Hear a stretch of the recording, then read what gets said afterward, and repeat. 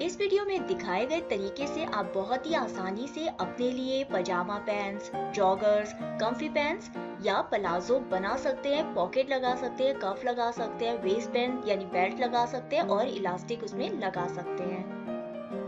पजामा pants बनाने के लिए पहले आप पैटर्न को रखते हुए कपड़ा काट लीजिए। पैटर्न मैंने नीचे दिया हुआ है। यदि कफ लगाना है तो नीचे से 2 इंच लंबाई कम रखना। अब हिप लाइन पर सिलाई लगा लीजिए। ये फ्रंट का पैनल है। जेब की लंबाई चौड़ाई इस तरीके से रहेगी। अंदर वाला साइड फोल्डेड है, साइड वाला साइड खुला है। पैंट की अगली साइड आप जेब को रखेंगे कपड़े को लंबाई में 1 इंच ऊपर से छोड़ते हुए, तब आप निशान लगाइए 6.5 या 7 इंच पर। यह है आपकी जेब का मुंह।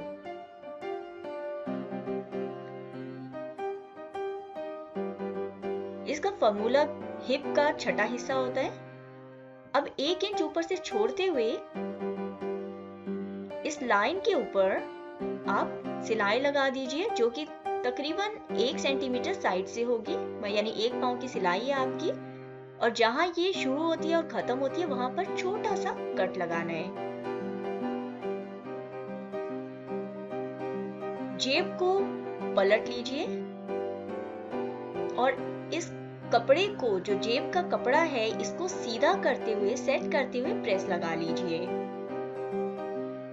यहाँ पर सिलाई लगाने से बहुत ही सुंदर सी आपकी फिनिशिंग आ जाएगी जेब के लिए। अब जेब के कपड़े को मोड़ते हुए हमें सिर्फ नीचे की सिलाई लगानी है। बहुत ही आसान तरीका है जेब बनाने का। आप किसी भी पैंट, पजामा, प्लाजो, स्कर्ट किसी में भी बना सकते हो, बड़ों के लिए या बच्चों के लिए। तो अब ये सीधी तरफ से हमारी जेब तकरीबन ऐसी लगेगी, बहुत ही फिनिशिंग से बन जाएगी ये। और जहां पर ये जेब खत्म हो रही है वहां से हम नीचे से बंद कर लेते हैं पॉकेट को।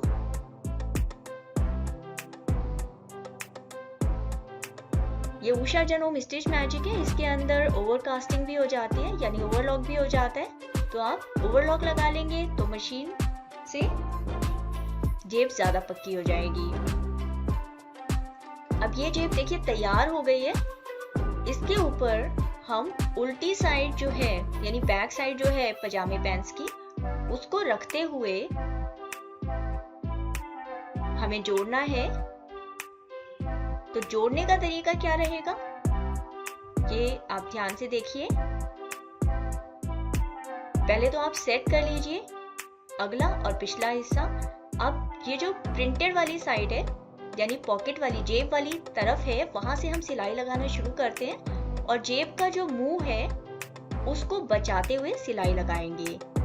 देखिए, यदि आप पजामा पैंट्स के लिए, जॉगर पैंट्स के लिए या कम्फी पैंट्स जो भी बना रहे हैं उसके लिए मोटा कपड़ा इस्तेमाल करते हैं, तो जेब बनाने के लिए टेरिकॉट या सूती कपड़ा इस्तेमाल कीजिए। यानी पैंट का कपड़ा काफी मोटा हो जाएगा, उसको इस्तेमाल मत कीजिएगा। जेब का मुंह बचाते हुए अब हम सिर्फ जेब का कपड़ा और जो पैंट का पिछला हिस्सा है उसका कपड़ा, इन 2 कपड़ों पर सिलाई लगाएंगे। हाँ, जेब का मुंह आप बचा चुके हैं तो उसके बाद आप नीचे तक, मोरी तक सिलाई लगा लीजिए। अब आपकी एक तरफ की जेब तो हो गई तैयार। देखिए, बहुत खूबसूरती से आपकी जेब इस तरीके से बन जाएगी। और दूसरी तरफ की जेब भी पैंट की सीधी तरफ ही है। अभी हम ऊपर से 1 इंच छोड़ते हुए उसी तरीके से 7 इंच यहाँ भी छोड़ा, लाइन लगाई और दूसरी जेब भी हम इसी तरीके से तैयार कर लेंगे। ऊपर से 1 इंच छोड़ते हुए लाइन के ऊपर सिलाई लगाएंगे।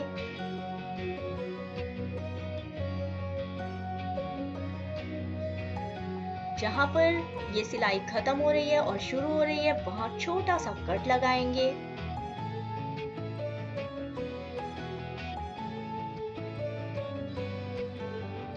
और कपड़े को, जेब को मोड़ते हुए इस कट को सीधा कर देंगे और अच्छे से प्रेस से बिठा लेंगे।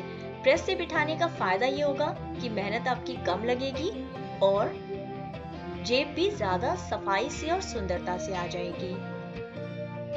बनाना बहुत आसान हो जाएगा यदि आप प्रेस को अपने साथ साथ रखते हैं, मशीन के साथ में सेट करके रखते हैं, तो ये खूबसूरती से आपकी जेब सेट हो जाएगी। अब आप इस जेब को भी मोड़ दीजिए, एक के ऊपर एक रख दीजिए और नीचे से जहां जेब का मुंह खत्म हो रहा है वहां से नीचे सिलाई लगा लीजिए जेब की। अब अगला काम है कि ये जो खुला वाला हिस्सा है जेब का, इसको पैंट के पिछले हिस्से से जोड़ना है। तो पहले तो जेब को ही आप सेट करके पूरा सीधा करके पिन लगा लीजिएगा, क्योंकि पिन लगाने से क्या होगा, ये कपड़ा हिलेगा नहीं, अपनी जगह पर रहेगा।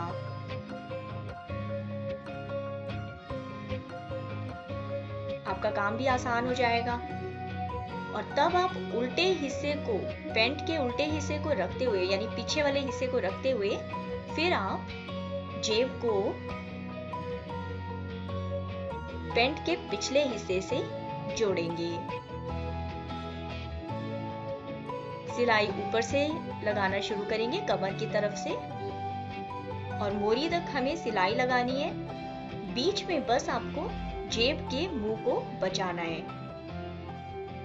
वो आपको उंगली से आप फील कर सकते हो, उंगली से आपको सिलाई पता चल जाएगी कि सिलाई कहाँ शुरू हो रही है और खत्म हो रही है।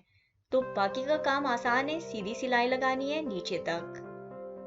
किनारे किनारे पर आप सिलाई लगा लीजिए और फिर उसके बाद ओवरलॉक भी कर दीजिएगा। अब हम पजामा पैंट्स के बिचला हिस्सा जो है, बीच का जो हिस्सा है, वहां पर सिलाई लगाएंगे। तो पहले तो आप क्रोच एरिया में, यानी हिप वाला एरिया, वहां पिन लगा दीजिए और फिर मोरी से सिलाई लगाना शुरू कर दीजिए। पिन लगाने का फायदा ये होगा कि आपके दोनों पांव पैंट्स के बराबर बराबर आ जाएंगे, वरना ये भी हो सकता है कि एक पांव छोटा हो जाए, एक पांव बड़ा हो जाए, जो कि आप नहीं चाहेंगे। तो दूसरे पांव तक आपकी पैंट्स पूरी हो गई, ओवरलॉक आपने कर लिया। फिर आप मोरी जो है पजामा पैंट्स की, वो आप नाप लीजिए, आपको कफ कितने चाहिए। कफ आप तकरीबन 6 इंच या जितने में आपका पांव चला जाए उतने रख सकते हैं। कपड़े को किनारे से मोड़िए और इसकी जो कफ है, उसकी जो चौड़ाई है, वो आप उतनी लीजिए कि पांव आपका आराम से चले जाए। मैं 7 ले रही हूँ, जिसमें तकरीबन आधा इंच सिलाई में चला गया, तो 7 इंच इसकी चौड़ाई रहेगी। और लंबाई इसकी तकरीबन 1.5 से 2 इंच मुझे चाहिए, तो मैं 4 इंच इसकी लंबाई ले लेती हूँ। सिलाई में भी थोड़ा सा कपड़ा जाएगा। इसको मोड़ते हुए, कफ को मोड़ते हुए किनारे से सिलाई लगा के जोड़ लेंगे। ये 2 कफ हमें चाहिए होंगे क्योंकि पांव 2 हैं। सिलाई के जोड़ को खोलते हुए इसको प्रेस करेंगे और ये 2 पीस इस तरीके से मुड़े हुए आपके तैयार हो जाएंगे। ये एक पांव के लिए, और इसी तरीके से देखिए ये इस तरीके से आएगा। और जब ये लगेगा तो थोड़ी चुन्नट आएगी आपके पांव के अंदर, यानी पजामा पैंट्स में या जॉगर्स में। तो ये जॉगर्स का स्टाइल है, स्वेट पैंट्स का स्टाइल है जो मैं आपको बता रही हूँ, लेकिन पजामा पैंट्स के लिए भी आप ये स्टाइल बहुत ही खूबसूरत लगता है। अब हम क्या करेंगे, हम वेस्ट पैन यानी जो बेल्ट है हमारी, उसके लिए भी नाप ले लेते हैं। चौड़ाई जितनी है आपकी उतनी आप नाप लीजिए, तैयार चौड़ाई आपके हिसाब से। और इसके अंदर हम 1 इंच और जोड़ेंगे जब हम कपड़ा काटेंगे, जो कि सिलाई में 1 इंच हमें चाहिए। कपड़े को साइड से मोड़ेंगे तो आप किनारे से भी कपड़ा ले सकते हो जो कि साइड से मुड़ा हुआ हो। बेल्ट की चौड़ाई 1.5 इंच चाहिए, तो तकरीबन आप 3 इंच या ज्यादा चाहिए तो 4 इंच आप निशान लगा लेंगे। अब हम पहले कफ को जोड़ लेते हैं मोरी से। पैंट की सीधी साइड है और मोरी के अंदर आपने ये कफ ऐसे घुसा देना है और खुली वाली जो धागा जहां से निकलता है वो वाली साइड को कफ की आपको जॉगर्स या पजामा पैंट्स इसकी मोरी से मिलाते हुए आपको पिन लगा करके सिलाई लगानी है। देखिए थोड़ी थोड़ी, यदि आपने कफ छोटा लिया है, दोबारा बता रही हूँ, कफ छोटा लिया है तो फिर चुन्नट आएंगी और चुन्नट आना इसका स्टाइल होता है, डिजाइन होता है इस जॉगर्स पैंट्स का या पजामा पैंट्स का। अब आप किनारे किनारे सिलाई लगा लीजिए। देखिए इस तरीके की जो मशीनें होती है जिसमें ये आर्म रेस्ट होता है, उसका फायदा ये होता है कि आप आराम से गोलाई वाली सिलाइयां लगा लेते हैं, जैसे बाजू की सिलाई है या फिर आपके मोरी की सिलाई है। इसी तरीके से आपको दोनों मोरी की फिनिशिंग करनी है। मोरी पर कफ लगाना पूरा ऑप्शनल है, आप चाहें तो लगाएं चाहे नहीं लगाएं। अगर आप मोरी पे कफ नहीं लगा रहे तो आप अपने पजामा पैंट्स की या जॉगर्स की लंबाई पूरी बराबर रखें, फिर आपको लंबाई कम काटने की जरूरत नहीं है। तो ये आपका ऐसे फिनिश हो जाएगा। तो दोनों आप फिनिश कर लें।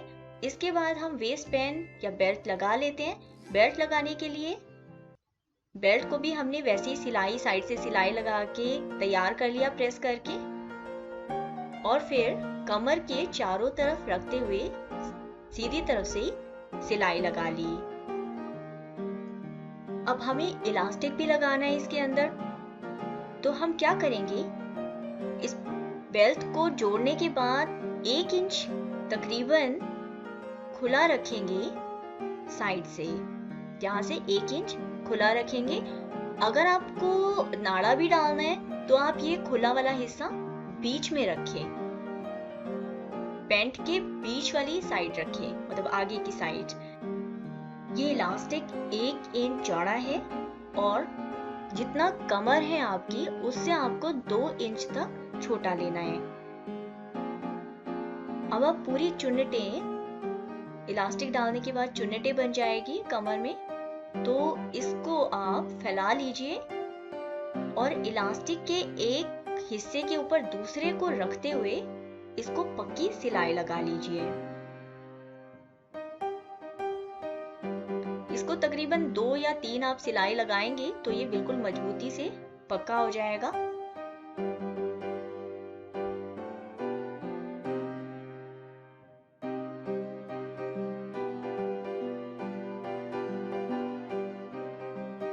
जो खुला वाला हिस्सा था उसको भी बंद कर लीजिए और धागे काट लीजिए और ओवरलॉक कर लीजिए।